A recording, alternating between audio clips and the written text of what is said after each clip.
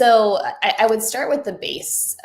So first and foremost, every organization, and I know that this is something you deeply believe in and all the work that you do, Govind, does, is you have to decide what is important. As important comes down to your purpose and your vision and your values. And really, arguably, your values, the behaviors you want to see when no one is watching.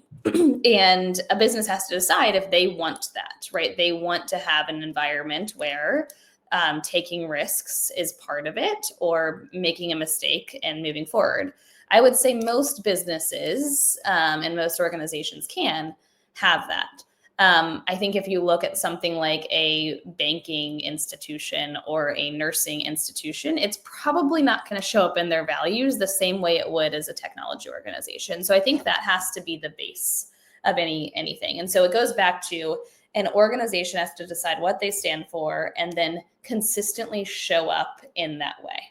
And so to very directly answer your question, I think that the example I would give, I was talking about this the other day. We had a CFO of ours that, and we were in an organization where it was wildly encouraged to make mistakes, to learn from them and to grow from them. We always said, you can make a mistake, but don't make the same mistake twice, because that means you didn't learn from it. It's not an excuse. And I remember we were early days, so we were sharing around compensation adjustments for the annual cycle.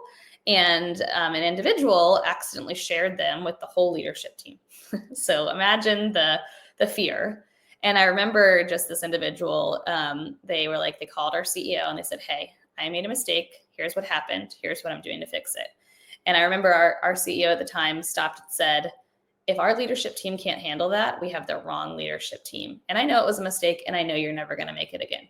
And in that moment, created that psychological safety with one of the most, and I know a lot of us on the call are HR people professionals. That's our biggest fear. Every time we send out an email or share a document is, are we sharing something confidential in nature?